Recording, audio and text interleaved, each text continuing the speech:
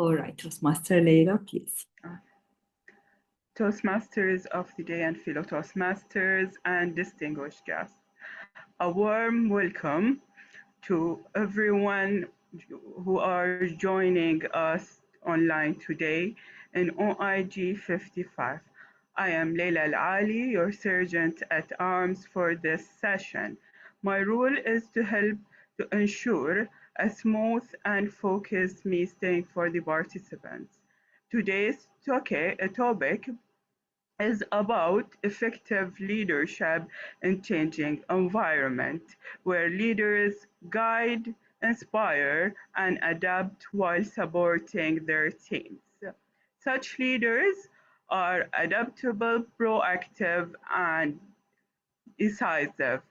They communicate clearly, empower others, and show emotional understanding and lead by example while continuously learning and improving. And before we proceed with our session for today, please keep your microphones muted unless we invite you to speak. Your camera on because we love to see your smiley faces, and ensure your displayed name is correct, and you can use the chat box whenever you have any technical issues or any questions. I prefer to hold your questions to the until the QA session, so we will have more discussion about it. And now, thank you for your cooperation. And let's begin our session with a special welcome to our Madam President DTM Zahra Al Muharraq for her presidential speech with a warm round of applause. Thank you. Thank you so much, our great Sergeant at Arms, Dr. Leila Al-Ali, for this introduction, for briefing the audience of what they should do, and for starting the meeting in a very nice way. Fellow Toastmasters and our honorable guests, good day to you all. Welcome to Bahrain Advanced Toastmasters Club. It's the first advanced club in the Middle East, was established in 2004. For us in Bahrain Advanced Toastmasters, we have our regular meeting and we have a special series of webinars that we shed light on the skills or the techniques. It could be the knowledge that we should gain other than just delivering the speeches or the impromptu plus the evaluation. So we have it once a month. We call it Old is Gold. And here today we are starting, or we have meeting number 55. So this is the 55 meeting where we can share our knowledge, experiences, and the skills plus the techniques that we used to have to make sure our audience are knowledgeable enough, and we are here to share the knowledge that we gained throughout the years in Toastmasters. So welcome to Old is Gold meeting number 55, where the wisdom meets the innovation, the past meets the present, and where we will find the inspiration, where we will find the knowledge, and we will share it with each and everyone. Today, the wisdom that we had or that we gained throughout the years, we will share it in the Old is Gold. Maybe you noticed the theme is back to basic, but we're here in prison. Back to basic, it's not to go back to the basic and simple techniques, but it's to shed light on the old manuals that we used to have. If you have already joined Toastmasters before Pathways, raise your hand. Before the Pathways launched. Now, I can see a good group of audience. If you can remember, in the past few years, we used to attend, of course, the meetings physically in person. And let's say the knowledgeable Toastmasters, the distinguished Toastmasters, they used to deliver those kind of presentations. And we used to run from here and there to get more knowledge from those experienced Toastmasters. Those manuals will shed light on skills, or it could be techniques, it could be a new knowledge that we should gain, but it's not just from delivering speeches. You cannot, or you will learn it in a better way if we have it in a workshop style. That's why in today's lesson, in today's meeting, we're lucky to have 4 panelists, knowledgeable panelists. They will deliver 4 different topics from 10 to 15 minutes. Then after that, of course, we will have the question and answer session. I would like to call now the Toastmaster of the day. T, Toastmaster. The second T, Toastmaster of the day. Third T, she is talented.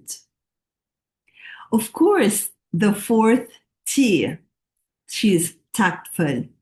And the fifth, which is the last, she's Tenaji Umar. She's our Toastmaster of the day, our champion in the international and evaluation speech.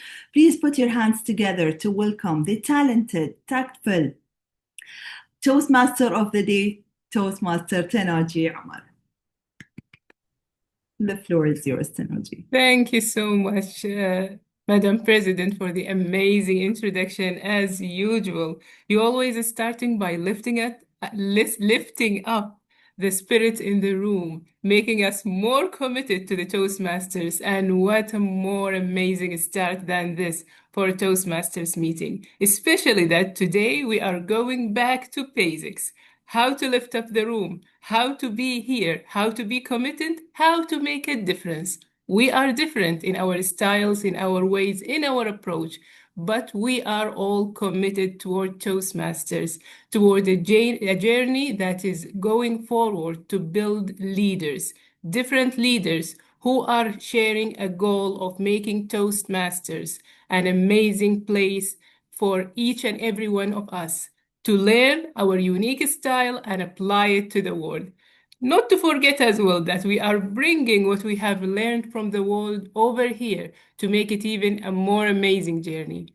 And today it's my pleasure to be moderating this session where we have 4 amazing panelists coming from different backgrounds, sharing with us their knowledge, their experience, and bringing us to a new place, allowing us to fly high in the sky. Before starting this session, as you know, always we need some secret helpers who make the meeting more organized, allow us to be within the realm of what is supposed to be done. One of these aspects that we always need to take care about is time management. And this is not only for Toastmasters meeting, but also for us in the real world. And that's why we have an amazing timer over here today, helping our panelists to organize their time, to deliver their message in a timely yet organized manner. And this timer is none other than the amazing lady who has started this meeting here today. She's showing us that she's a woman of all hats. She'll be wherever you wanted her, with all the commitment and the smile written all over her face. Thank you, Madam President, for sharing this amazing spirit with us, and it's my pleasure to introduce the timer role for today. Madam President. Thank you so much, Toastmaster of the day, Toastmaster Tenaji. Yes, I will be the timer, and I'm glad to be the timer. It has been such a long time since I did not practice this skill.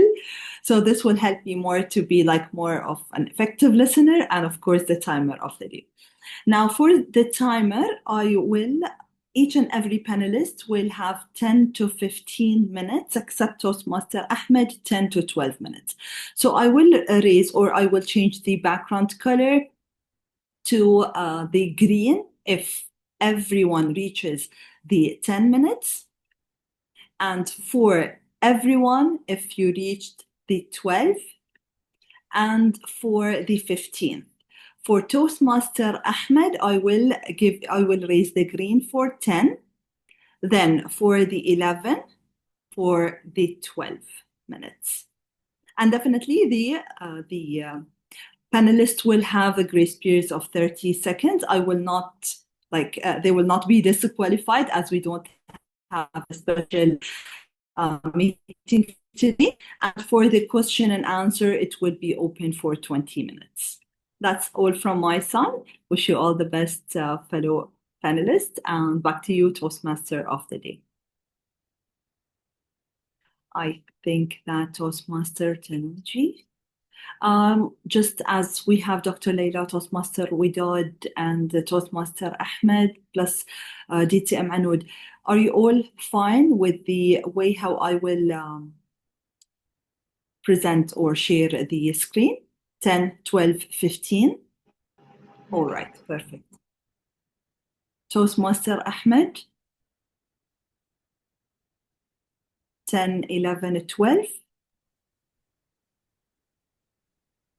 Fine, perfect. All right, thank you so much. Back to you, Toastmaster of the day. Thank you so much, Madam President, for sharing the timing criteria and for taking the diligent time and ensuring that our panelists are comfortable with this style. Thank you so much for that. What a true leader is making as a show, as we can see over here. Starting today, we are going to kick this session with the first workshop of the day of going back to the basics. This workshop shall be provided by an amazing Toastmaster who is committed to the institutional excellence of Toastmasters and to BAT meeting in particular.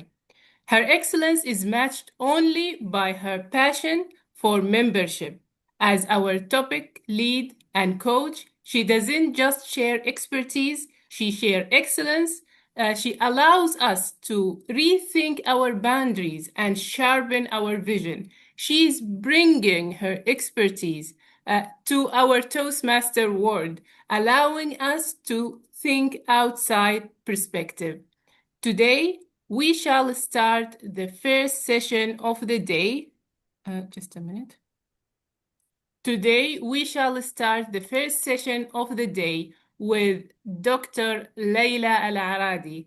And Dr. Leila Al-Aradi, despite her career as a doctor, being there, literally saving our life, bringing us to new perspective, she is here today to provide us with her workshop title, The Leader as a Coach, taking on from her experience, bringing it to Toastmasters, allowing us to reflect with her. We are promised by an amazing mix, and we are looking forward to what you are going to share with us, Dr. Leila, today. All the best, Dr. Leila. Thank you, DT and Tanaja Ahmed. My name is Leila Al-Ali, okay, and I'll share with you the slides right. Sorry for the mixture, Dr. Leila. Nevertheless, we are promised with an amazing delivery, waiting for her to bring her presentation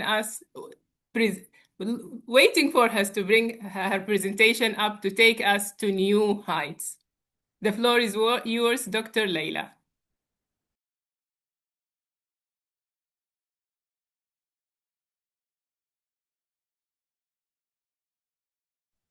Don't tell her that she's on mute. Let her know by herself.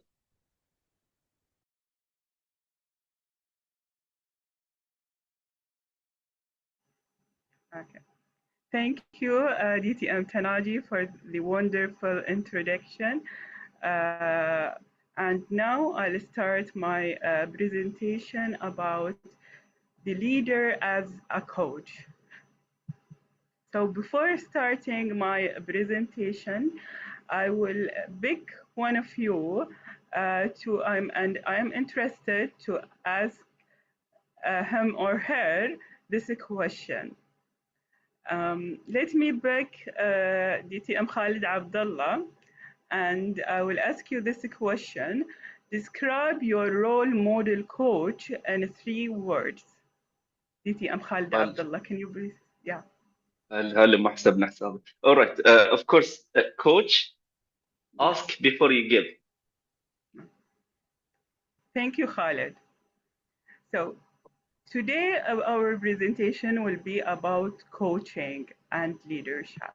So before I start my presentation, I will give you a brief about our objectives for today.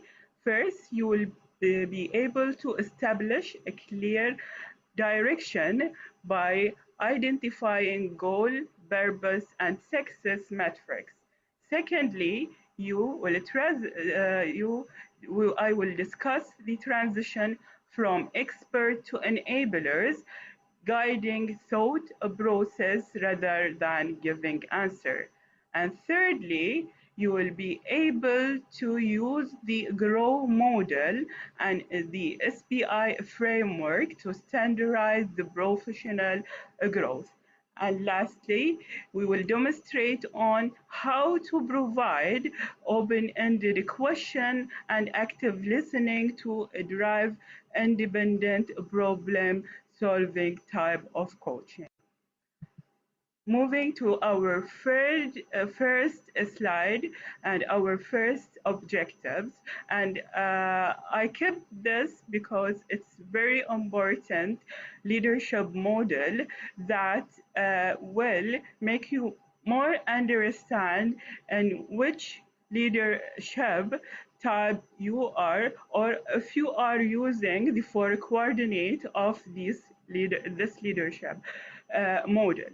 So in situation leadership, so the leader have can use those four coordinates based on the situation.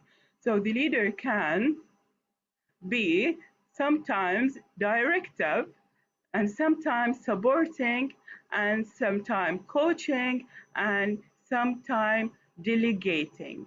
So these are the four coordinates that can be used by the leader to appropriately lead their followers. So for me today, I will focus on the coordinate the part of coaching more and how you will be good at coaching your followers or your, for example, employees. So the second objective is what is the universal principles of coaching. The first principle is to provide a clear direction for the followers. And the second one is to foster collaboration. The third one, motivate achievement. And for the next objective is the fundamental of coaching. And what are those fundamental of coaching? Is a critical questions how you understand the main fundamentals of coaching. So the first question is what they are supposed to do. The second question is why they are supposed to do it. And the third question is how they are supposed to do it. And the fourth question, how well they are expected to do it. And the last question, how well they are doing. So those are the main fundamental of coaching. Moving to the important objective is a coach responsibilities. What is the coach responsibilities? The coach firstly sets the high achievable expectation. What he expects from this person to be, for example, or to do. Later on, he guides the team member how he or she or do it. Thirdly, he will offer the support for the person that he is going to coach and give the advice and provide the feedback and encourage the team members to reach to the expected aim or the goal. So, what is the main psychometrics of coaching journey? So, how the leader use this psychometric to achieve the goal? First, the leader has to assess he or she going to coach, whether it's an employee, a teacher, or a life coach. He has to assess the personality and the emotional intelligence from the part of the leadership of the person that he is or she is coaching. Then to debrief through the insight or giving the developmental feedback or the mixed feedback to the follower. Then to develop through communication, decision, handling conflict, and delegation. And lastly, to use it and apply it and use it in real situations. From expert to enabler. So coach has to shift from giving the answers to guiding thinking. So instead of directly giving the piece of cake for the follower, he has to let the follower use their minds and make them actively participate by empower them through finding their own solution. Focus on ownership, not control.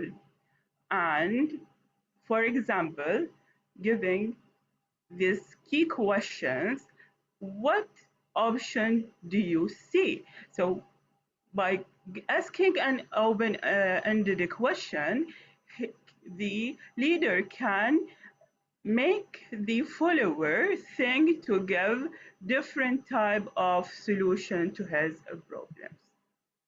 5 steps of effective coaching to compare the performance with the expectation. Secondly, to meet with the team member. And thirdly, to ask for acknowledgement. And lastly, work toward a solution. And lastly, do a follow-up. Tips for discussion. Talk with them, not down them. Secondly, admit when you have made a mistake. Keep it simple. Listen. I will repeat it the second time. Listen and listen. Keep it short and specific. Be sincere. Be timely. So the power of open a question. What is the power of open a question? Is open a question helps to expand the thinking. Avoid yes or no question. Encourage reflections and clarity. For example, why is this goal important to you? What challenges you might face to reach your goal? And what is the first small step that you will take to reach toward your goal? So this will help to encourage the thinking and the follower. So our second important thing is deep listening. Deep listening or active listening is listening beyond the words. How? By listening to the tone, the emotions, the hesitation, avoid interrupting or rushing to respond. And thirdly, reflect back, confirming the understanding if you are listening to someone. For example, what I hear you saying is. Now I'll explain to you one of the most important models of coaching. It's called a Grow Coaching Model. And the Grow Coaching Model has those elements. First element is J, which is the goal. What do you want? The second element is the reality. Where are you now? O is the options. What can you do? And W is why. The way forward, how you will and what will you do next, and how you will proceed. The add-on question, what support do you need from me as a coach? So those most important element of coaching. Building accountability. How we build accountability? By letting the individual commit their own actions. Avoid forcing decisions. And one of the techniques is using the scale. For example, from 1 to 10. For example, I have someone I'm coaching this person on, for example, a speech delivery. And I ask him how much you give from 1 to 10 to your speech. Okay? So how committed are you? If it's low, what would make it to 10? So here I will encourage the thinking and encourage the improvement. Reduce the direct advice. Do not rush to give solution. Encourage independent thinking first. And the rule is only give advice if it's clearly requested or all option has been explored. Encourage growth, not criticism. So focus on learning, not mistakes. Build confidence through reflections. And instead, this is wrong. What did you learn from this? And moving to one of the most important things is the feedback. And one of the important thing about who delivers the feedback is expertise. And feedback has not to be only one type of feedback. It has to be a mixture of feedbacks delivered in certain situations. I will give you first the types of the feedbacks. There is the first type of feedback is positive feedback, which reinforces good performance and builds confidence and motivation. Constructive feedback focuses on improvements and highlights the gaps with solutions. Development feedback aims at long-term growth and encourage learning and skill building. Reflective feedback uses questions to raise self-awareness and help individuals to evaluate themselves. How to effectively deliver a feedback? You have to be timely, give the feedback close to the event, be specific and avoid vague comments, be objective, focus on facts, not opinions, and keep it balanced. It has to have strengths and improvements. There is models of feedback, and one of those models called the SPI feedback model. And SPI feedback models has three elements, which is the situation, when and where, behavior, what is observed, and I for the impact, the result or the effect. For an example, in yesterday's meeting, which is a situation, you interrupted us several times. It's the behavior, and which made it harder for the team to share their ideas is an impact. Moving to the feedback by the coaching approach. Start with a question, as DTM Khalid said, question is important in coaching. Start with questions, not a judgment. Involve the person in the solution. Agree on a clear next step. So we have first to ask, How do you see it? Secondly, share, here's what I observed.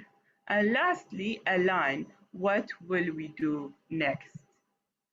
And this is the most effective type of feedback that is nowadays used in educational settings or while delivering the feedbacks. I used it previously, for example, in when mentoring the students as well, is the sandwich feedback technique. And what is the feedback technique? It's composed, it's like a sandwich. First, we have the positive comment, which is the first slice of the sandwich. Then we have the crunchy thing. All the tomatoes and the lettuce and the cheese here is the crunch, which is the constructive. What is the constructive? Is to identify the area of improvement, and you have to make it balanced and give actionable tips too. And lastly, end with a positive feedback with encouragement and confidence. So first, we will start with appreciation and reduce defensiveness. Secondly, we will address the improvement. And lastly, we will add with the encouragement and building confidence. What's the benefits of coaching? It's high moral, it empowers the followers, and help in the development. Now, I will summarize our topic.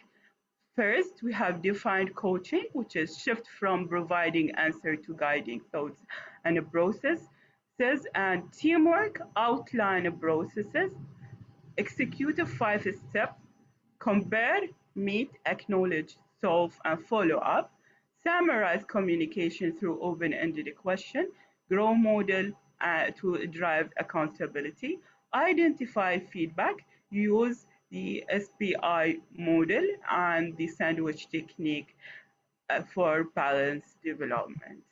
Conclusion, coach by example. And thank you. Thank you very much. Thank you so much, Dr. Leila Al-Ali, for your amazing presentation. Whether I pronounce your name correctly or incorrectly, you have Yes. demonstrated that you are having the ability, that you showed us clear steps for coaching. How can we move all the way from the definition till knowing the process, knowing the feedback, and how we can improve further. Thank you so much for sharing with us all these amazing techniques. From knowing the coaching, the next question is, how can we build our team? And our next panelists know exactly what it takes to build under pressure. He's a mechanical engineer with executive training from MIT. He has spent over a decade managing complex drilling operations for global giants like Saudi Aramco and Babco. He combines the precision of an engineer with the strategy of a seasoned leader to create high-performing units from the ground up. Here to share with us his blueprint for success with his session, How to Build a Team, please welcome with me Toastmaster Ahmed Al Arafat.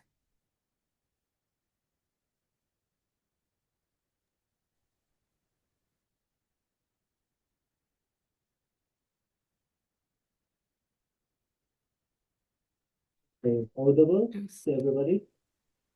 Yes, your sound is here, but it's a little bit distant. Okay. Give me a second.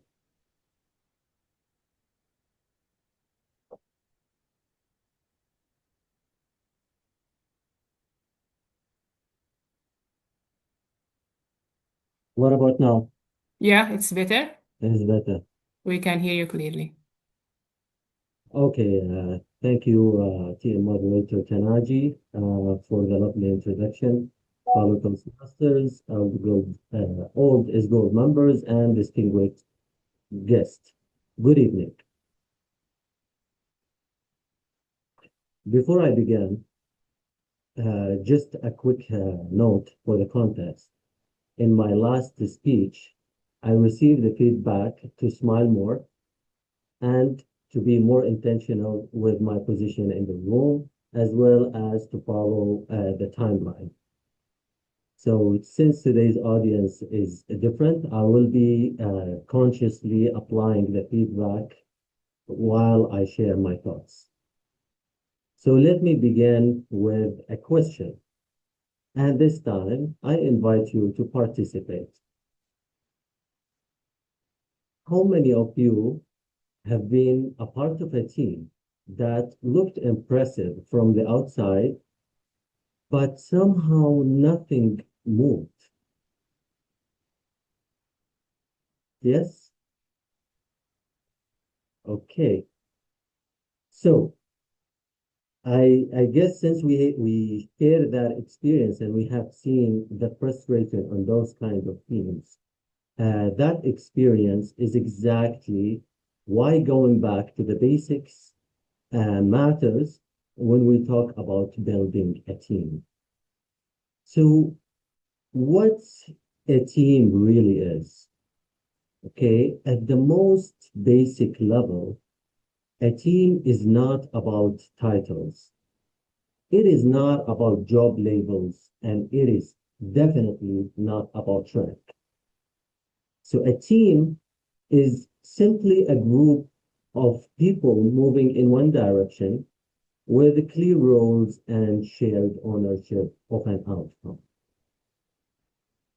So when one of these is missing, what you have is not a team. It is coordination made to be look like progress. So even here in Toastmasters, this is easy to spot. If rules are signed, but ownership is missing, if people attend, but disengage, if everyone wants to be someone else and we're waiting for someone else to act, then we don't really have a team. We just have an agenda. So starting with the people, when we go back to the basic, we always start with people. And experience teaches this very quickly. Teams don't fail because people are not smart. They fail because the wrong people are chosen. Or the right people are chosen for the wrong reasons. So today I no longer ask, who is the best person? I ask, who is reliable? Because skills can be taught, processes can be learned, but reliability, that is character. If someone shows up constantly, you can build competence around them if they don't even have a great talent or struggle to help the team. So, what is one clear goal? Here is another basic that teams often ignore.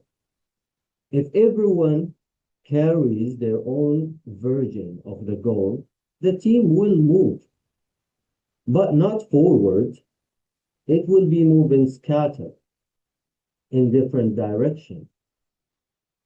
So what you need is a one destination, one purpose, one definition of success. This doesn't require agreement on everything. It requires alignment on direction for every member on the team. The most effective leader don't impose goals, they shape them with the team together.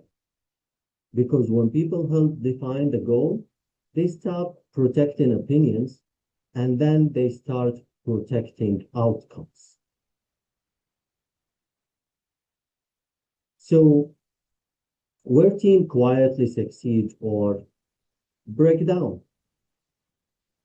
Let's talk about rules for a moment.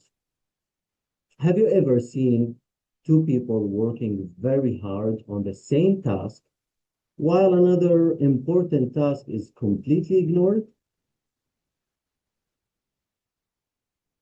that is not a teamwork. That is duplication with enthusiasm. So going back to the basic means what? It means clarity on the goal. Every team member must clearly know their roles. What I own, who depends on me, and who I depend on. So clear roles do not limit people, they free them to know exactly what is required, to have their extra time probably with family. They reduce tension, they remove confusion, and replace uncertainty with confidence. So let us now talk about a very crucial part of the team.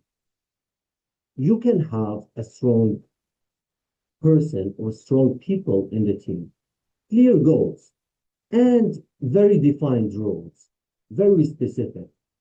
But without trust, teams look and can achieve very little. Trust is built quietly by keeping promises, listening without interrupting, and giving people space to work. And here is something I have asked many times. Do you ever wonder why some leaders seem to get the very best and the very best out of people? Why do they have loyalty while others struggle to find it? Let's look at something practical, right? We all have the same 168 hours in a week, okay? Roughly about 56 of those go to sleep if you assume 8 hours. That leaves us with 110 hours. From that, many of us spend close to 60 hours waking up, driving to work, driving somewhere, preparing meals, eating meals, doing laundry, shaving, showering, and so on. So what remains for ourselves is about 50 hours. Believe it or not, 40 of those hours goes to work. So what do we conclude from this? We conclude that work becomes our second family. And loyalties formed in family in the same way that it is formed in work. Basically, no grand speeches, but by going deeper and deeper and deeper, one on each person of the team. By going to those layers, when people feel genuinely seen, heard, and understood, trust matures into loyalty.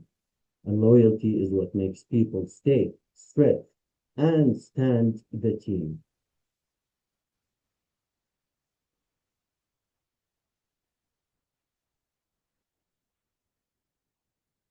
Now, in the early stages, leaders are deeply involved.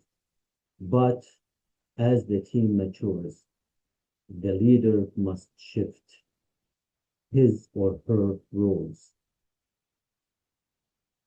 from becoming a doer in a team or on a project to a coordinator, okay, to being a coach to his team members or her team members.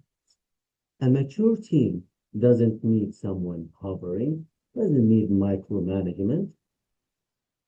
Someone micromanaging or pointing out to the team members what to do, it just needs someone who removes obstacles, reinforces standards, and recognizes progress.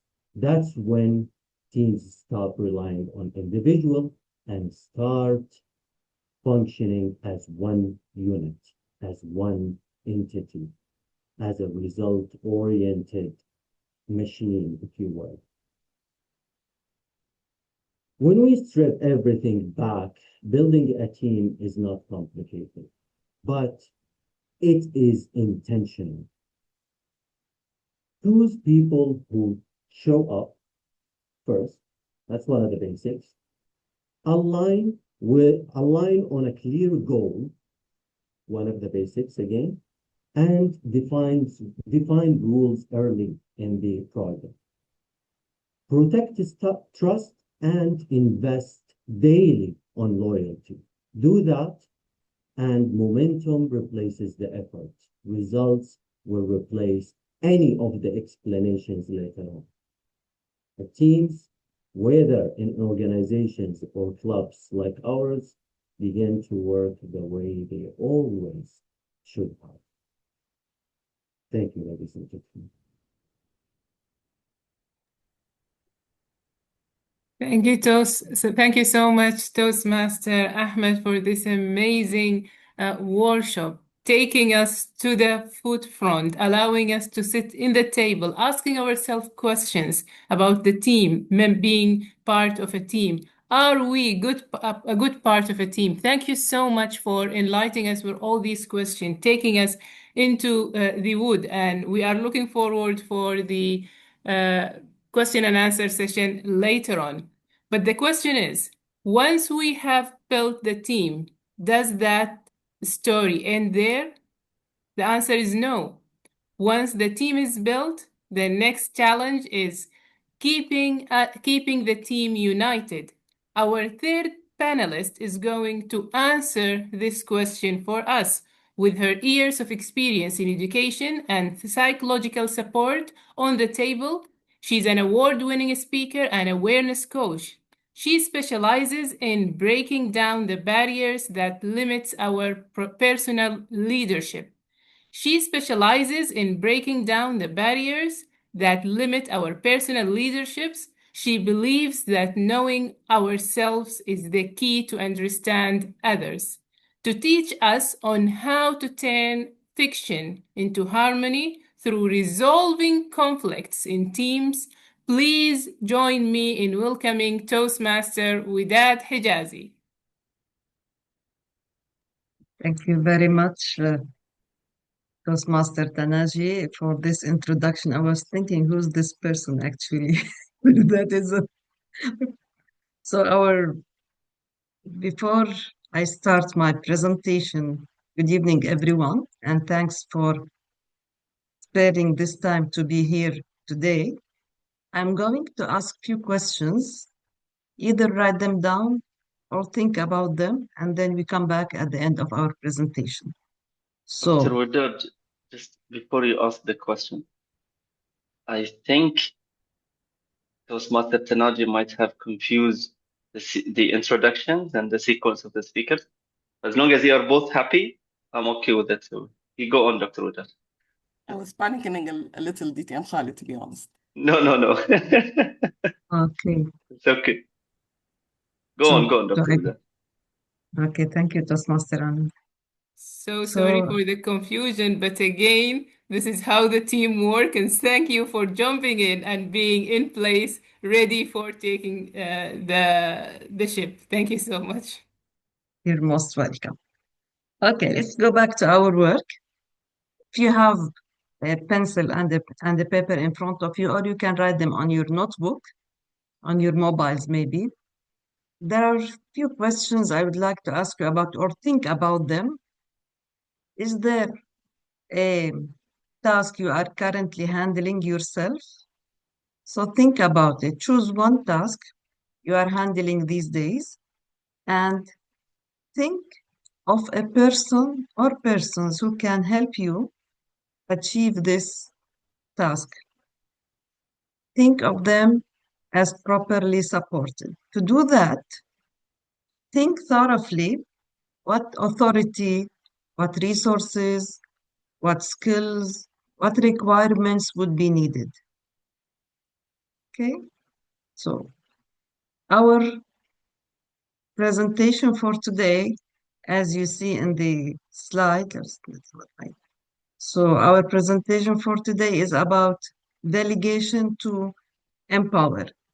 This session is part of Leadership Excellence series. As we have in Toastmasters, we come to as public speaking, but we discover that we are leaders here, trained about leadership skills, whether leading ourselves or leading others. Today's presentation will focus on delegation as leadership capability.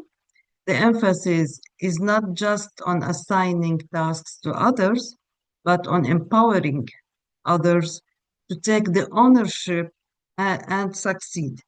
Effective delegation is sign of strong leadership, actually. Those who know how to do delegation effectively, they are good leaders in general.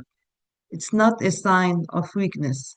This is one of the misunderstandings about delegation, is that if a leader gives a task to someone else, this means that it's a weak point for him. He should do, let's see what kind of leaders we have or how do they act.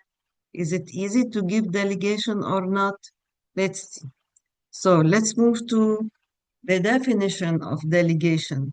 So what is delegation? It's, as you see in front of you, it's the process of transferring responsibility for a specific activity or task, not anything in general, for a specific activity or task from one person to another. Usually the one who delegates is the leader and not any leader. And we will see how, where, in which situation we have leaders to another, and the purpose is empowering the individual to accomplish a specific goal or someone needs help. For example, is it delegation only in companies that the boss delegates tasks or the leader delegates tasks? Actually, we have it at home when the mother wants to do a certain task. She asks her children, come and, or the father maybe, it depends on the task, and you do this, you do that, and then within short time, the tasks are accomplished. Or when having an activity for friends, if you have, we have here in Bahrain uh, this camping that in a certain season, so friends who want to go for camping, so they delegate someone to check for the location, someone to bring the food, and this delegation is based on certain skills. Before going to these skills, so it's important to note that responsibility is transferred, not abdicated. As leaders, we remain accountable, but we give others opportunity to deliver results and grow. So we saw grow model a little bit before. They're helping others achieve their goals.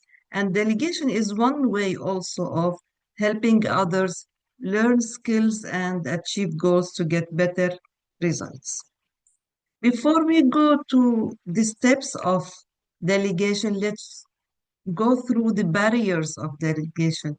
Actually, there are certain barriers that it might be personal within ourselves or with others. The first one is lack of confidence. This is one of the barriers that some leaders struggle with, and it may be lack of confidence in themselves, so they don't delegate, not to be open in front of everyone. They know their weaknesses, or they don't trust others, lack of confidence in others. So it's both ways. A need for control is the second barrier for delegation. We usually describe this leader as dictatorial because he wants to control everything, he wants to do everything, he wants to make sure. And this, his language is also different. So this leader who doesn't delegate only to know, to be controlled on everything is somehow dictatorial or perfectionist. It depends on his personality. Another barrier is selfishness. I want to do everything myself. I want to take the credit. I want others to say that I'm a good leader, and he forgets the team he's leading. The fourth barrier is insecurity. And insecurity, there are many reasons behind it. As a trainer and a coach, it might be insecurity within himself. He has some troubles in his life, or he's insecure in the location where he works. it depends. يعني it might be personal and it might be in the insecurity of the company, because he doesn't feel safe. Someone might take this point against him, someone might take his job, and these things happen in not healthy environment in companies. So feeling insecure makes the leader avoid delegation, and this will be a barrier for him, because this leads us to something else. It is that he wants to do everything. He becomes to control. He lacks of confidence and all these things. Anyway, insecurity is a feeling that usually it's a barrier for anything in life. When we feel insecure, we are not fruitful, we are not giving things others. So sometimes it feels faster or safer to do things ourselves, but these barriers limit the team, as we said before, to grow and develop, and we feel reluctant that we are doing this. So overcoming these barriers is the first step, that one should know what kind of leadership do I have, what kind of barrier or barriers do I have. We need to face ourselves and to get rid of them in order to be better leaders, if this is one of our goals. And even with ourselves, yani, to lead, I want to do everything at home. I don't want anyone to come to me. And then what comes? We are taking lots of time to do things because of these barriers. Then let's move to the principles or the steps of delegation. How can we do this? You have few questions, you have a task to think about, and to know how to delegate it in a better way. So effective delegation starts with number one, as you see on the slide, prioritize. Prioritize what? The work, the list of priorities. So what comes first? What is the urgent thing that needs to be prioritized? Is the thing that needs to be done based on time, based on goal achievement, based on different issues, yani. So prioritizing work and matching tasks to the right people based on availability and ability. So this is prioritizing. So another thing is that there are needs. Needs what? Needs of available. Who's available? Who's capable of doing this task? And availability and ability requires some points. Knowledge, who's knowledgeable? Someone is available, but he is not knowledgeable of the priority or the task we're going to do. Someone is available, but he is not motivated. We know that if we give him this task, he will not do it on time, or he will not do it properly. So he's available, but his ability is not there. So being capable of doing a task is something important to do this. If someone is not able, this is something else we need to discuss, is that what skills we must teach him. What skills we not, does he need training? As leaders from this, we get feedback. What are the skills that we need to empower our team? The third step of delegation is assign responsibility. And assigning responsibility is, as leaders, and we know that in order to build a good team, number one, make your goal clear, explain this goal to the team, and explain your vision, your mission, and your plan. If you are on the same, in harmony of having the same goal, same mission, same vision, then assigning responsibility will help you better achieve this. This is done by describing the task clearly with good language and expectation. What do you expect at the end? We identify the training needs, as we mentioned before. We need this skill and that skill. Who needs? We ask them who is able, who's capable, who's available, who's motivated, but what skill does he need to be trained on? We provide it. And of course, we need to identify resources. If we need for this delegation to have a laptop, we might bring a blue laptop, which gives a harmony and gives a joke to the sense of humor for the team. As we see, some of you are laughing. I know whose cameras are closed, so they are laughing. So the blue laptop is by itself is a good sign for a treasurer in bad club, for example. So these are the important steps for delegation. What else we have? So we ensure that they knowledgeable, as we said, they know expectations, they are trained well, and power and grant authority. It's not only that the leader will always be a leader. So a good leader is one who empowers others to be leaders. And this is we say a good teacher is not only good, but he becomes good when his student overcomes him by knowledge. It's the same about leadership. So empowering others and granting authority gives power to the company that it doesn't depend on one leader. We have lots of leaders who can take place whenever anything happens, and of course, establish accountability at the end. The leader is accountable for the delegation he delegates for others, and he trains them on being delegated. So to sum up, once the task is identified, leaders must clearly assign responsibility, explain expectations, identify any training needs, resources must be available, authority must be empowered and granted, and accountability established. And you see, there is a lot of must here. Yes, it's a must. Must here is not in a negative way, it's in a positive way, that to be leaders, we need to be empowered. Empowered means that they're a must for certain things to be available. If they are not available, delegation would not go in the proper way and it will not achieve its goal. So now we move to the benefits of delegation is a more involved and empowered workforce. Of course, when everyone is involved, from the goal, mission, vision, action plan, practicing on the ground, and everyone is empowered, this will, as we said, mention again, this will help build a harmonious environment, a powerful company where everyone takes care of each other. So empowers workforce and they become the team becomes more engaged and powerful, increase productivity and quality of work. It's not only productivity, it's not mass production only, but the quality becomes better, and this will attract customers or people to join. For example, we see in Toastmasters, whenever we have a dedicated team, other Toastmasters like to attend their meetings and they express their emotions or willing to join.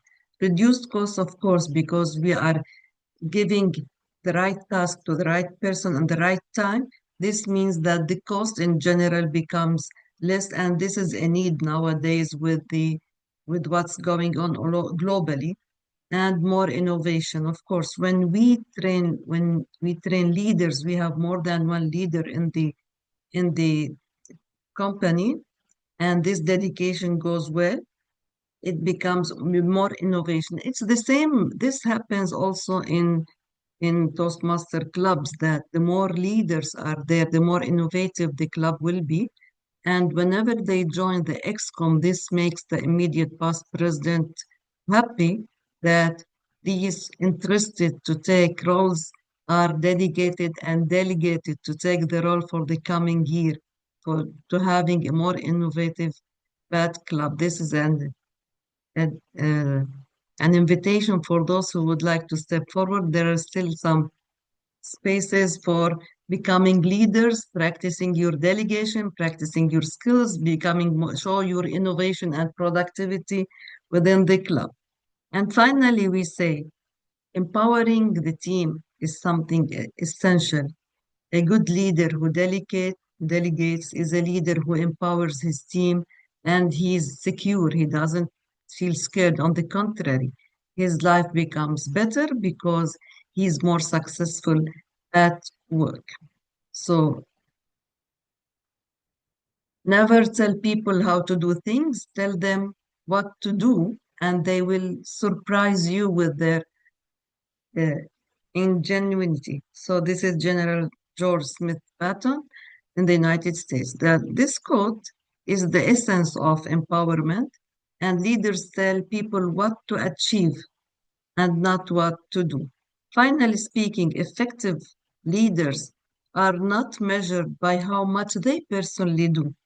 I think you agree with me, but how effective they enable the team to do and perform and show their creativity with encouragement, of course.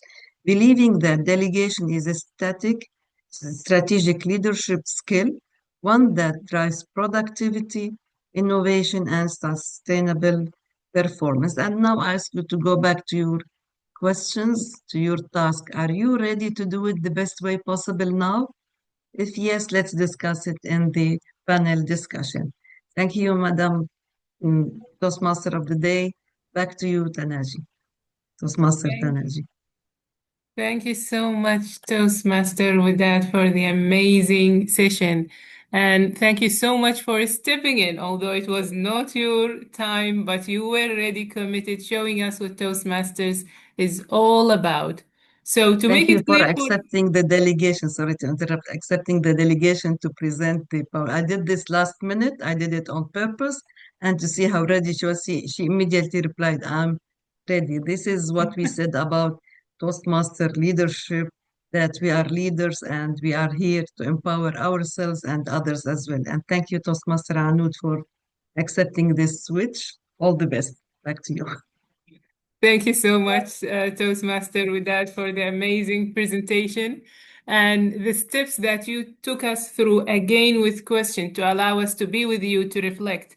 So going back and clarifying the step, we have started today with leader as a coach. How can the leader be in his place as a coach, coaching the organization, the team?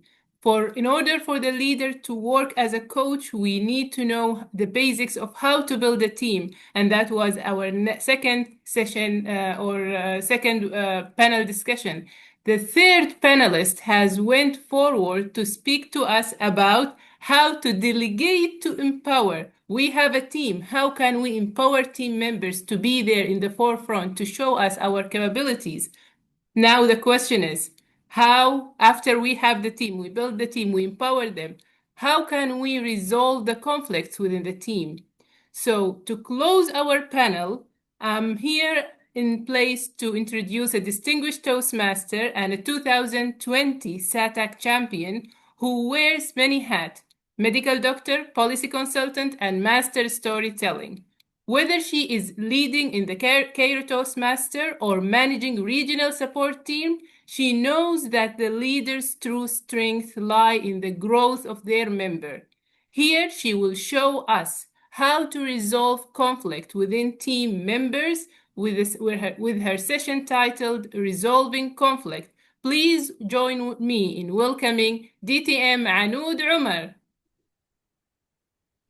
Thank you so much, Toastmaster Tanaji, for this amazing introduction, and welcome everyone to this session.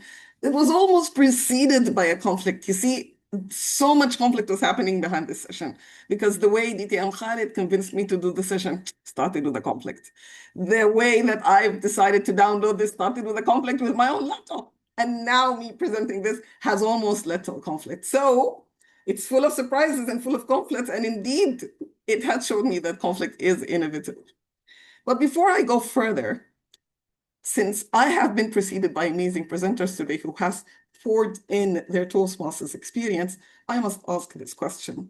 You see, in every other skill, we tend to choose the situation that we might or might not put ourselves in. Should I build a team or should I do the task by myself? Or should I delegate it? Or should I just do it by myself? But you see, in conflicts, it's happening in front of you. What to do? I have to face this one. And let me tell you, in my line of work, I see conflicts everywhere.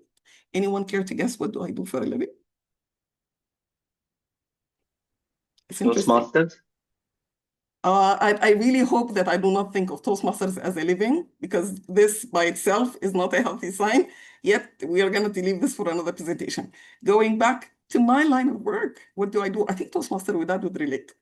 You see, I am a mother, and this is a daily event in my household.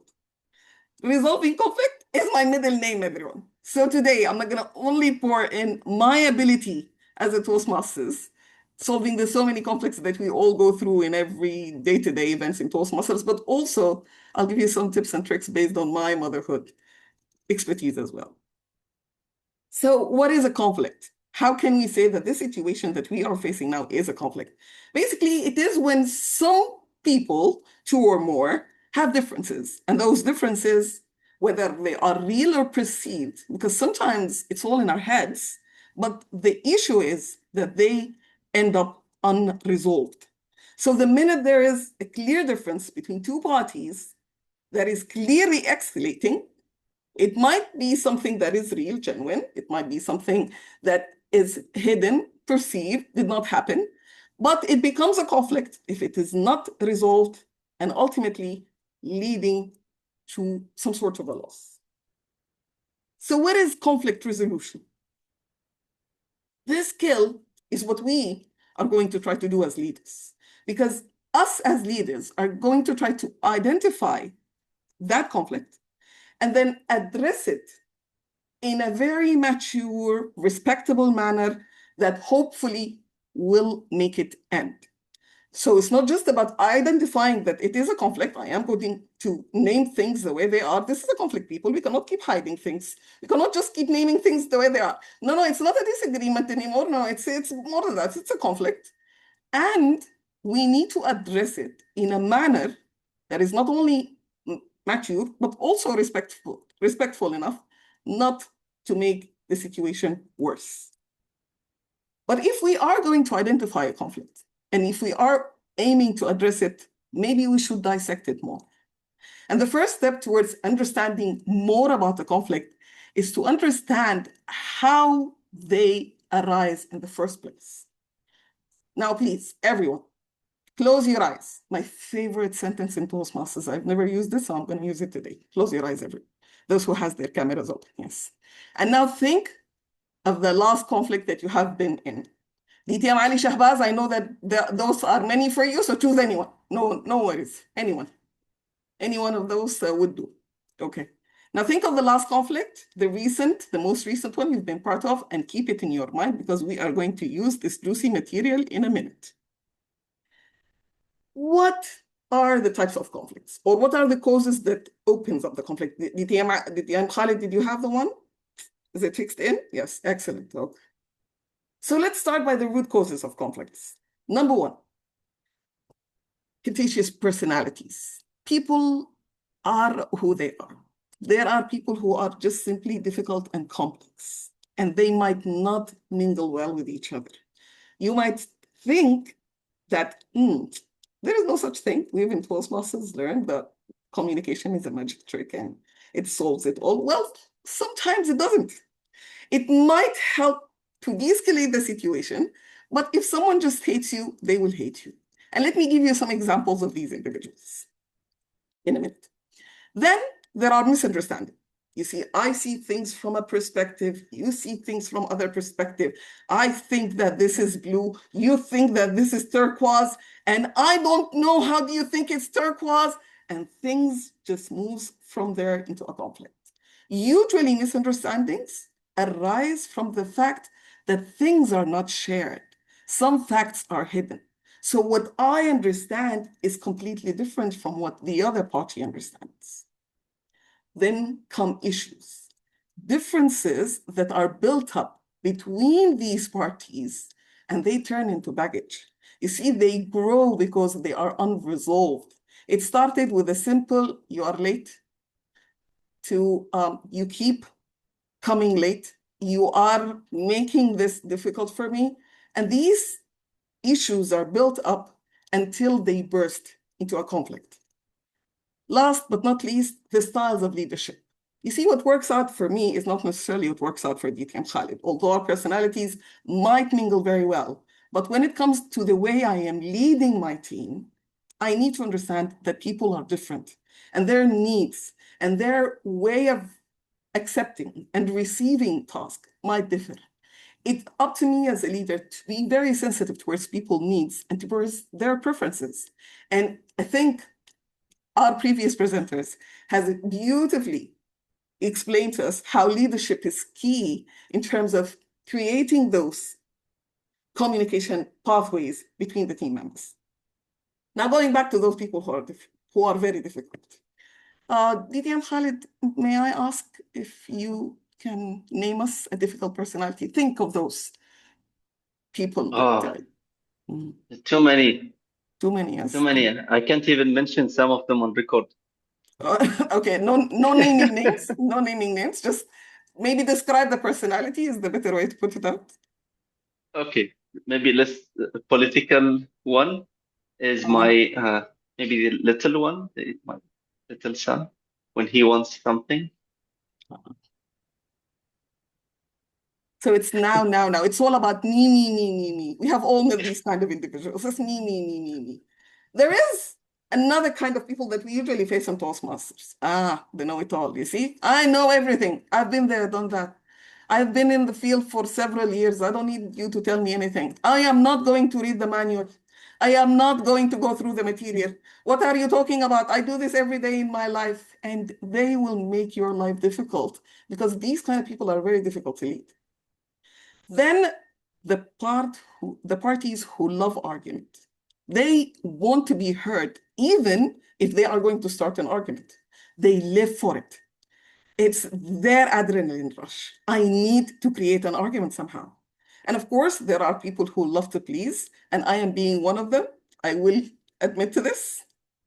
And finally, the self-loathers.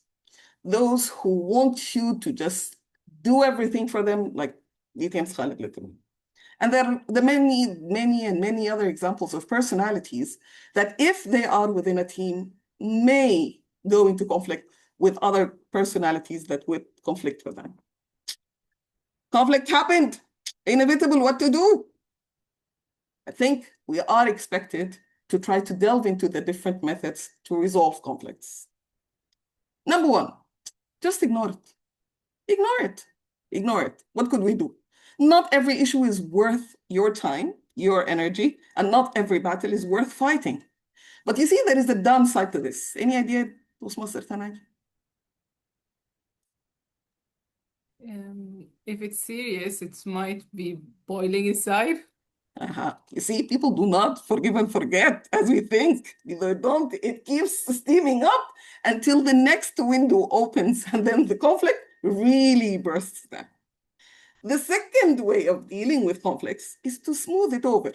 You see, DTM Khalid is very angry at you, and you come, Wallah, Abu Abdullah, trust me that this is not the reason. Wallah, I was sick. Just give me a chance to tell you why this happened. Try to smooth things up. You see, to try to adhere to the good side of people and try to harmonize things and remind them of the greater goal, that we are here because we want things to get done. And then when people remember that we are all in it for a greater goal, then people may be willing to forget about it. Then fourth, you see, it happens a lot in Toastmasters. You have been telling people to take roles. Nobody is listening. What to do? Just put their name on the agenda, regardless if they want it or they do not want it. And if they do not listen to you, you tell Madam President Toastmaster Zahra to deal with them. And if they do not listen to you, you bring Toastmaster Widad into the equation and tell her to tell them to please solve the problem. And does it work? Yes, it does, sometimes, because some urgent matters require a very urgent decision-making. And what to do? Because the greater good demands it. Then there is compromise. You see, well, not all going to win. Somebody is going to lose something. Somebody is going to lose something, but the ship will still sail.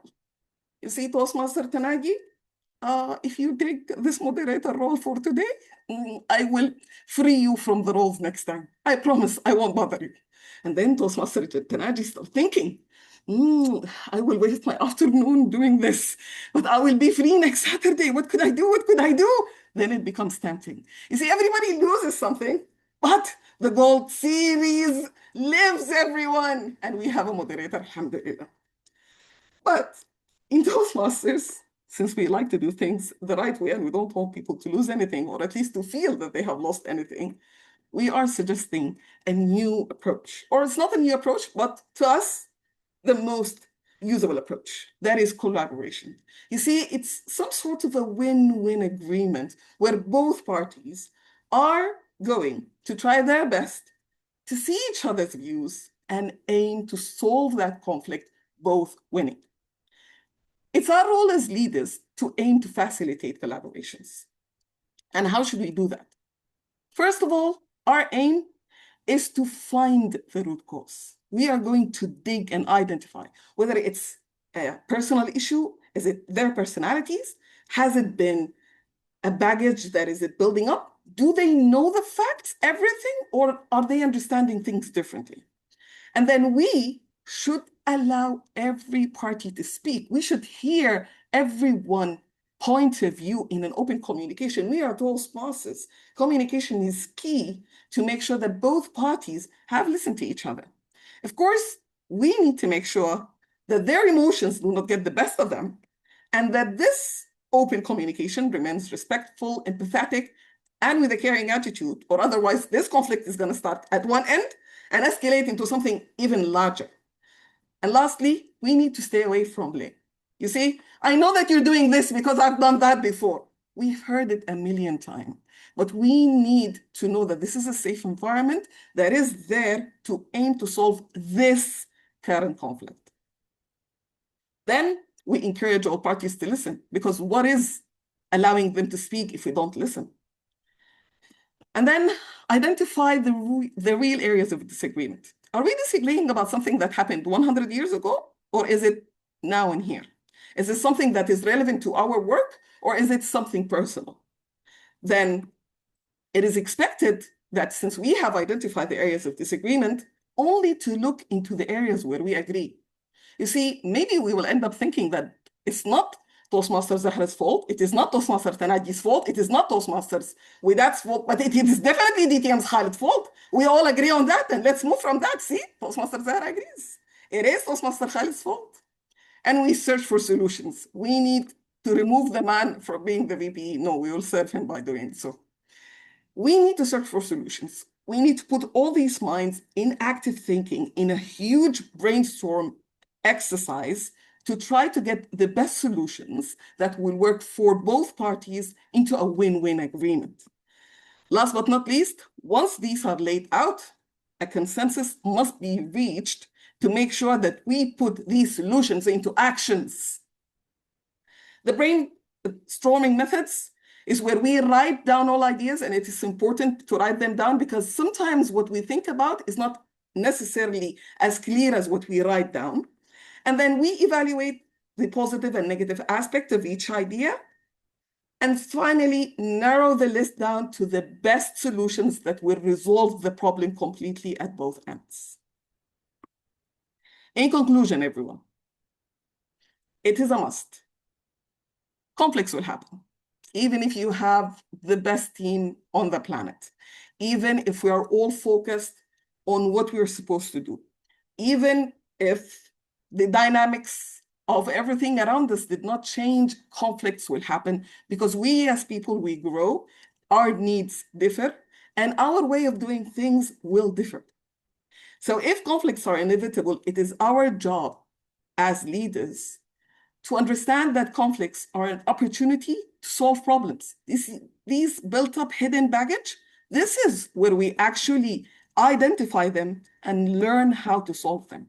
And if we stayed focused, these conflicts is a good opportunity for us to reharmonize everyone into the goals that we are all signed up for in the early beginning. And last but not least, know that you are a leader. You must resolve conflicts because this is one task that you cannot choose and cannot afford not to do. Back to you, Toastmaster Tanaji. Thank you so much, Dite Manoud, for this amazing roller coaster with all the humorous roasting and taking us to think about the topic in place. Thank you so much for an amazing job. Now it's time for us to roast, to speak with our panelists and hear from them. So, dear member or guests, if you have any questions, you can either share them in the chat or I'll give you the chance later on to share your question directly to any of the panelists. So, have your pen, keep your questions ready to shoot your question into them. I shall start with a round of questions on the panelists to get some ideas about some of the things they have shared with us today here. So we are going to start with Toastmaster Dr. Leila, if she's with us. Just double checking. Okay, so then I'm going to move directly to Mr. Ahmed, Toastmaster Ahmed, to provide us some feedback about the session he has shared with us. Today, Toastmaster Ahmed provided with us a workshop about building a team for those who were not with us here at the beginning. So he spoke about how we can build a strong team, and he spoke about many of the characteristics that should be in the team. And in one of the characteristics, he emphasized about the importance of loyalty and trust. So, Toastmaster Ahmed, my question is to you is, to which extent do you believe that loyalty and trust can make or break a team? Thank you, TM Tanaji, for the great question. So just am I audible? It's a little bit distant, but we can hear you. I know I'm today. Sorry for my mic is not working properly, but I hope now is better. Yeah. Okay, so the question is basically to which extent trust can break Loyalty. or loyalty make or break a team. Yes. Okay, so as I mentioned earlier, basically the loyalty, it cannot be gained actually like directly through interaction with a team member. As a leader, first you have to work it step by step. First, you need to build actually the interaction itself, and then that interaction has to be a quality interaction. From there, we actually build step by step a trust in between the team members. And then by going on to one-on-one with each of the team members, then we can gain loyalty. So loyalty comes as the last step actually for making a great team great. And that basically like will move around all the distortions, okay, of a toxic environment at work or at any work that a team is pledged to do. So to answer the question in a plain text, basically, the extent at which loyalty will make or break a team, it will actually depend on how the leader go in a deeper and deeper level with his team or her team members, okay, and without that depth of one-on-one and going undivided attention with each one of the team members, eventually you will see like people drifting away with the task, because human nature is lazy by its nature. They try to get away from the task. They try to make their life easy. So what is that drive? What is that main thing that will make each team member actually work with basically like with emotions at heart to the work? Is that loyalty? So that is my answer to the question. I hope answers it very good. Or Yes. you know, if you have any questions also, like, or if I wasn't clear, let me know. Well said, Toastmaster Ahmed. As you have said, making the team members feel they are part of the team is very important to ensure that they are committed to the team. I'm seeing DTM Khalid raising his hand. Yep. Thank you so much, Madam Moderator. Good evening once again. Good evening. For the moderator, for the timer, and the amazing three panelists.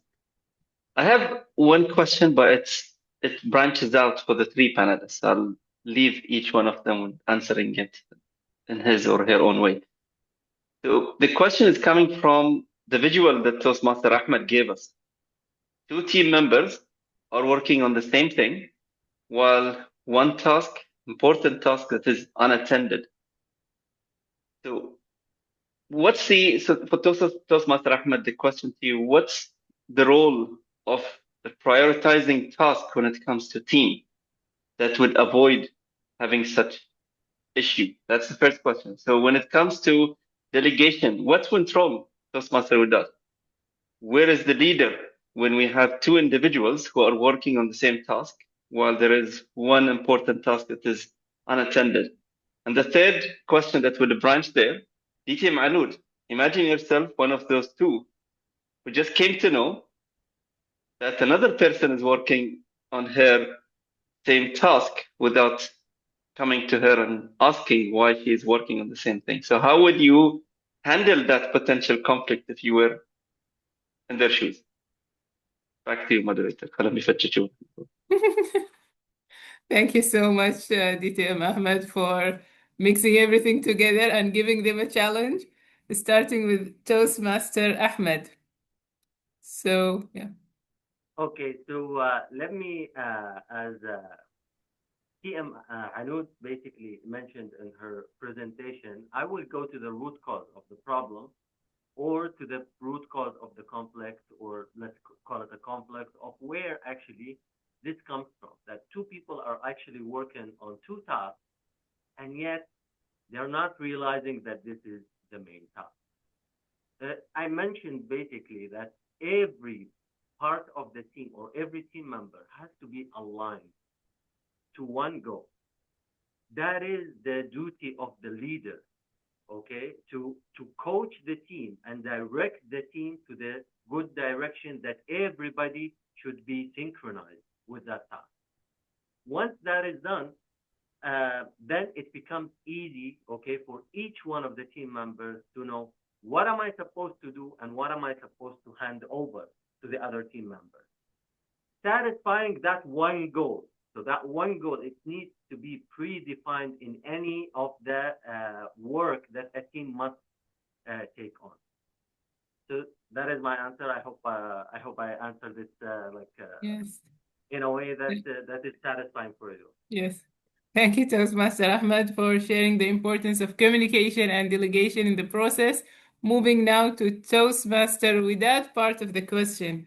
Although Toastmaster Ahmed has responded to it partly, what went wrong to raise the conflict that DTM Ahmed was speaking about, DTM Khalid was speaking about?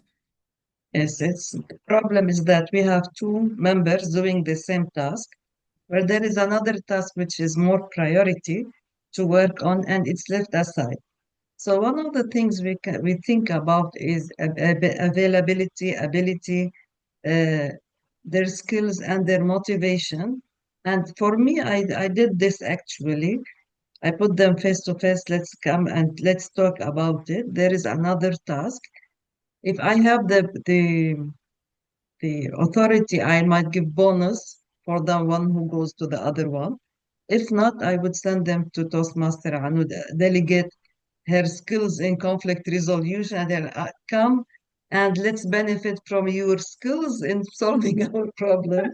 This is one of the things. But actually, it's really, really a conflict in the company when two members are doing, or two persons are doing the same task. If they are filling the same job title, the same job description, it's really a conflict. So I believe the leader should know about uh, human personalities. He should learn the skills of communication skills, and especially in what do you call it? The argument one. I'm missing the English word. It's the tafawud, we say. Negotiation. Negotiation. Yes, he should negotiate among those two people. He might take them aside first before putting them face to face, because I did it once. I still remember one of the negotiations I did, and I used actually conflict resolution. I put them face to face and just asked a question and counted my time, 20 minutes, and they fought together. And then last 5 minutes, they tell the core beliefs they have, and after that, the problem was settled. This is one of the things, but let's not go to before arriving to conflict resolution. We need to highlight the strengths they have in order to be more convincing. We need to be encouraging that if one of you goes to that task, what benefits would they uh, get from? And they might get promotion. If if it's something very priority or we reach a dead end, there must be solutions. There are always solutions. Just the leader needs to be creative and knowledgeable at the same time. Thank you so much, Toastmaster Widad. She jumped directly to the process of compromising with the team members to ensuring how things can be solved. So now, DTM Anud, will you follow the same approach, or will you have another advice for us over here? Well, I'll go back. Yes, this is an option, DTM Khalid. This is always an option. But I'll actually go back to DTM Khalid's question, is when a person gets to know that a task that it was originally theirs, rightfully theirs, was assigned to someone else. And then the feelings, the resentment is brewing in because this happened.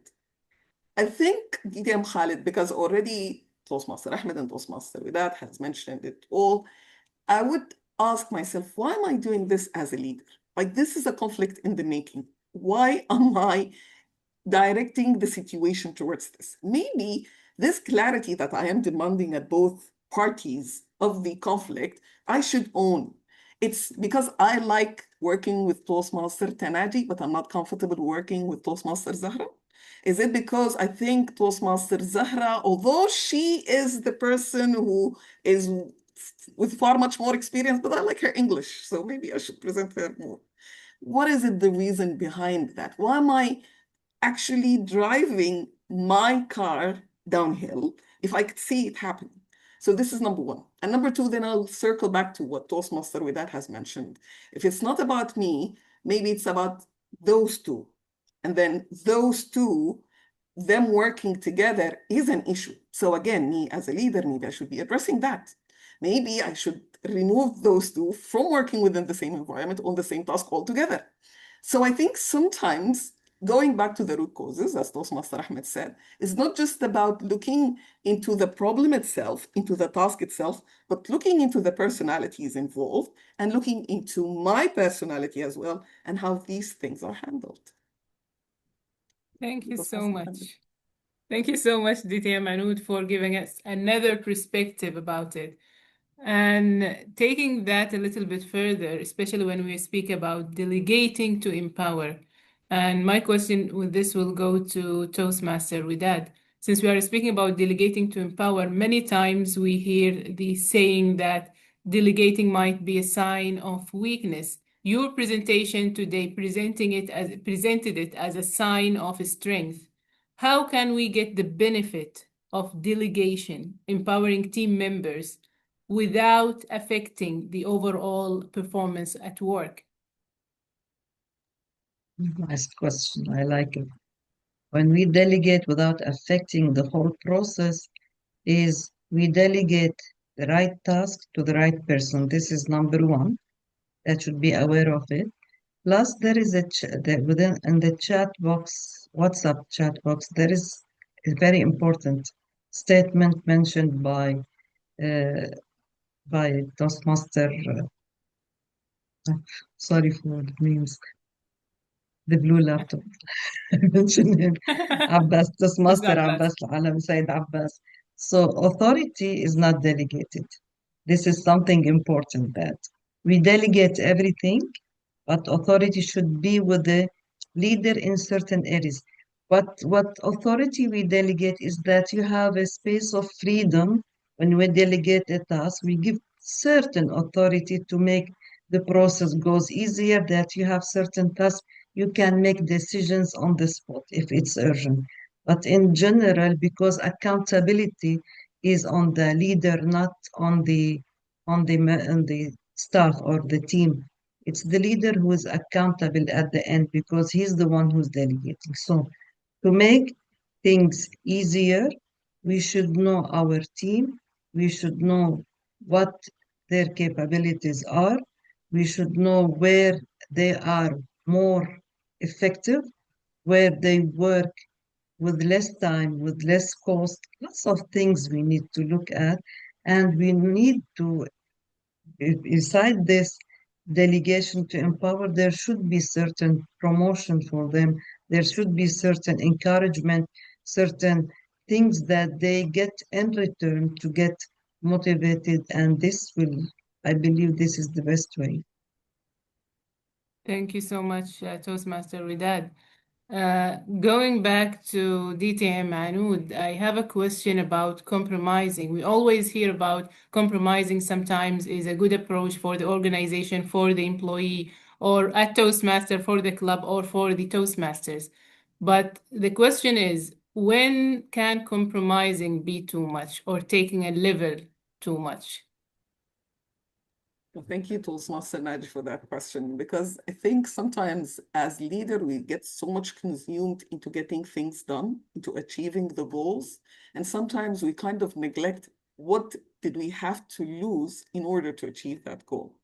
And sometimes we personally wouldn't lose, the team won't lose, we're still reaching the goal, but some members are not okay on that scale.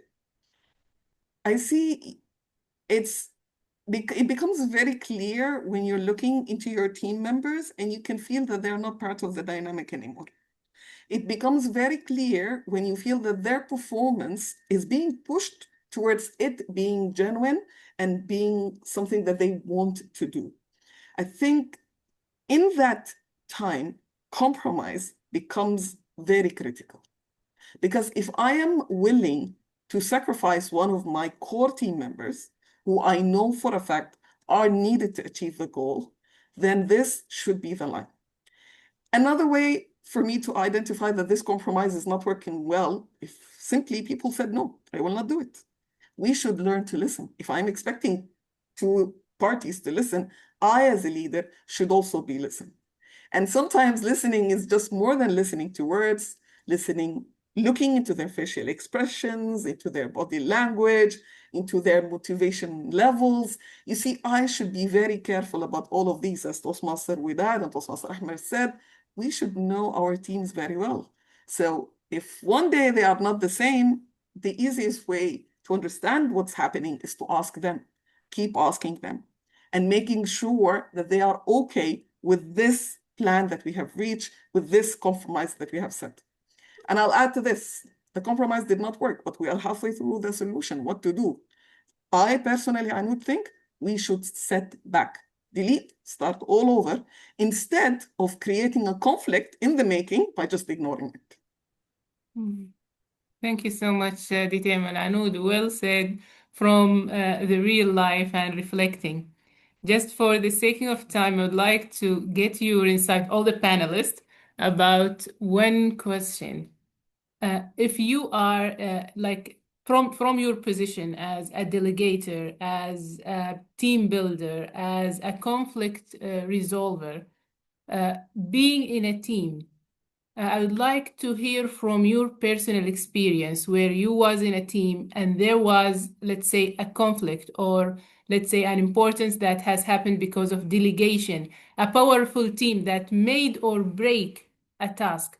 What was the lesson that you have gained from that experience? If you can share a little bit about that experience, and what was the lesson that you gained from that experience and how you can reflect it on the topic that you have shared with us here today. So, who would like to jump in and start? Can I do that? 100%. See, because I was called so many names during my life, so I'll just go ahead and mention this story. Okay. You think sometimes that per your experience, you know people very well and that everything is going to be solved magically. But I've learned that part of making sure that the solution does move ahead is making sure that you have listened to what kind of solution do they want.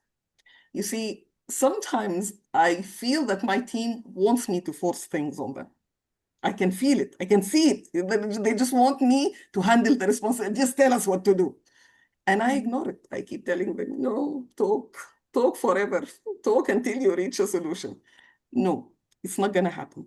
Sometimes I see it very clearly that they want to reach a compromise and just end things. They don't want to talk about it forever because they want to get things done.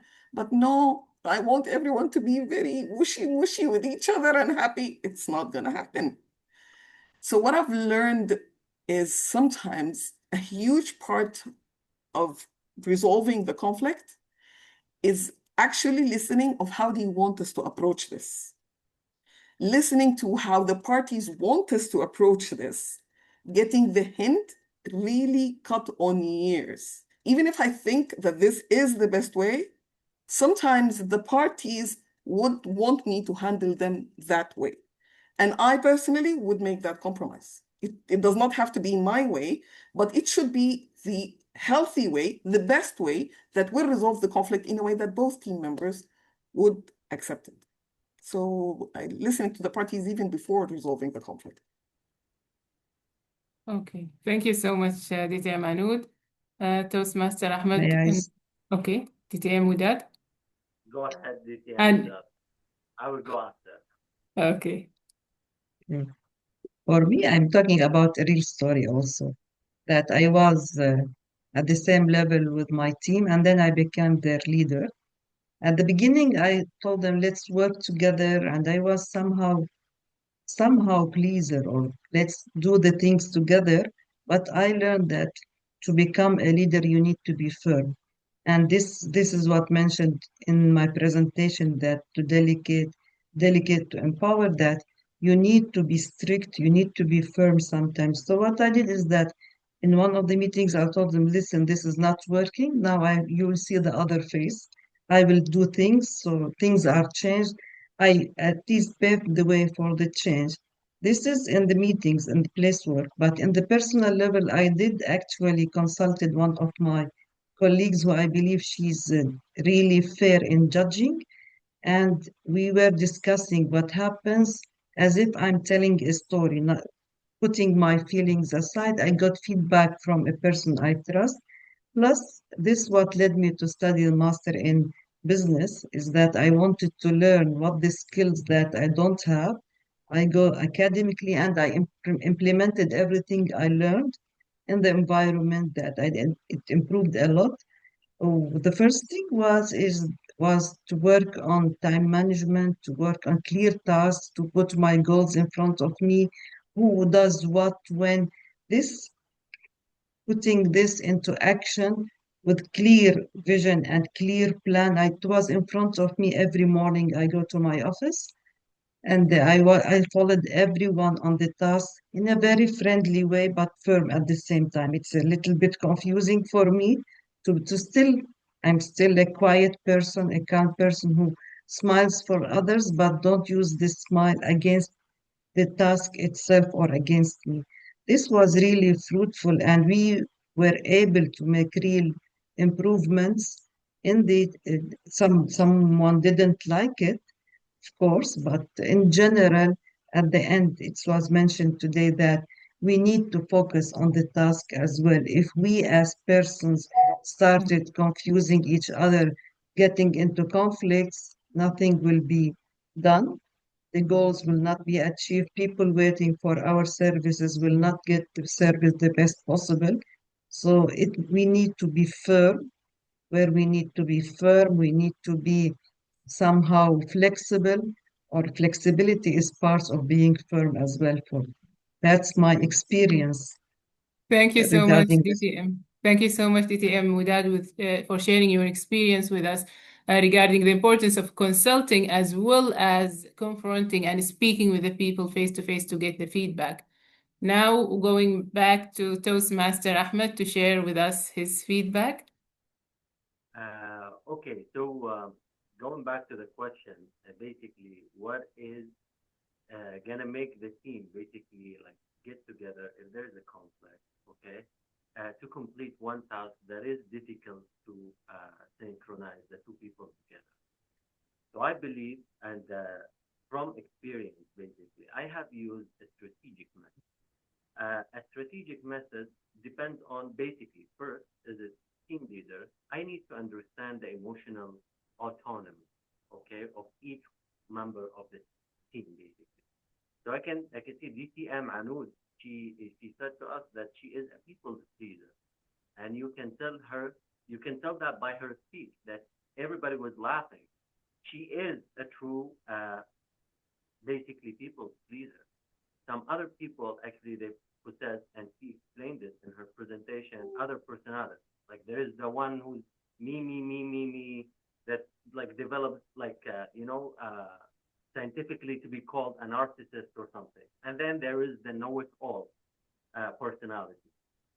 Know-it-all, that means I know everything. I go by the book. I basically I have an encyclopedia on everything. Okay, and the last person would be probably the a people pleaser. Can also go for another personality, like a peaceful person, the one who is very introvert, doesn't want to basically like share unless you ask him to do something. So to me, basically, being influential in knowing the emotional autonomy of those people and knowing what are their excitement triggers. So I trigger one person who is me by giving him the microphone. Here, take. It's your speech, okay? You can talk about things that about you. This is an excitement trigger for people who are basically thinking about themselves. So now, if you are as a leader, identify those emotional autonomy for each one of those members of your team, and then their excitement triggers. Then you can resolve the conflict by creating a situational, basically a strategic situation where they can act and interact with each other and break that conflict.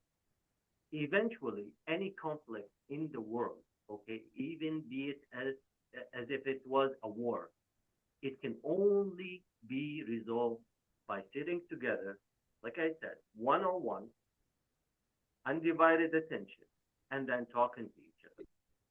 So that is my strategy, basically, to break that conflict in between the two. For example, I would just invite the two team members in my team, basically. Let's say it is Anud and BTM with us, and they have a conflict. Then I would invite them, for example, to dinner, where I intentionally will set up the mood, okay, to basically talk about the task, and then I will leave the room where they will have a one-to-one basically conversation. Even if it is for 5 minutes, then I will come back and it continues like this. And I have tried this method. It didn't resolve the conflict eventually, but when I give my firm assessment after to one of my team members, okay, well, you need to do this. There's no question about it. And that being not from the top side, then I have created a kind of path between the two team members.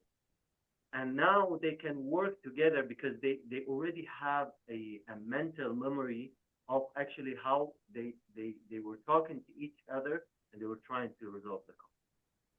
So that is one way, okay, to basically strategically create situations where they are gonna go one-on-one with the right move. Thank you so much, Toastmaster Ahmed, for providing us with your feedback and for highlighting the importance of understanding the synergy within the team and highlighting how we can equip or, let's say, utilize this synergy to make the best out of the team and get the best experience out of it. I'm seeing questions are coming in, and we are more than eager to go through more rounds of them, but I'm conscious because of the time. Nevertheless, I'd like to thank all of you for your amazing presentation, starting with all the power of the leader and how they can leader as a coach and how they can make a difference in the organization through coaching it through the right approach. Moving on to building the team, and before saying that, making the leader as a coach actually is an amazing thing. How can we make him a coach in the organization? And that was shared to us by Toastmaster Layla Al-Ali, beautifully highlighting the aspects of it. Then we move to building the team itself and how we can make a strong team work in the organization, giving us the best experience out of the organization, shared to us by Toastmaster Ahmed Al-Arafat with all the experiences and the questions he have shared with us during his presentation. Then we move to delegate to empower. We have the team member, how we empowered each and every team member to be a powerful part within the team and getting the best out of it, shared to us by Toastmaster Widad Al-Hijazi, and concluding all that by resolving conflicts in team, because no matter what, people always have conflicts. How can we resolve that to get the best experience out of the team? Shared to us by none other than DTM Al-Anud Omar. Each and every one of them have utilized their own approach. They have shared such an experience. And because of that, we have more knowledge. We have went to the basics, and we have more knowledge about how to build strong teams and move forward toward a better, stronger future. Thank you all for your amazing presentation, and back to you, Madam President. Our panel moderator, Toastmaster Tanaji, and special thanks and appreciation for all the panelists plus our BAT members for attending this meeting. Now, I would like just to comment on what, like, all the members just said. Yes, of course, as leaders or leadership, it's not just a position or a task that we should, let's say, for example, apply for. Then we will have all the skills that, or the techniques that we can apply with our members. But it's from experience, it's from failing, and of course, succeeding in achieving the best. It's about our experience. It's about learning from others. It's not just something that we can share it verbally, but it's a real life experience. And of course, we're all here in Toastmasters to experience it in a lovely environment where you can learn from your team members, where you can learn from your friends. And of course, I would like to present special certificates to the members. Yes, first of all, we would like to, the first certificate is Certificate of Appreciation, proudly presented to our Toastmaster of the Day and panel moderator, Toastmaster Tanaji Umar, for leading the entire session from A to Z in a perfect way. Moving to, yes, me being the timer, of course. The first panelist was Toastmaster Leila Al-Ali, who delivered the workshop about the leader as a coach. Moving to the second panelist, Toastmaster Ahmed Al-Arafat delivered a nice workshop about building a team.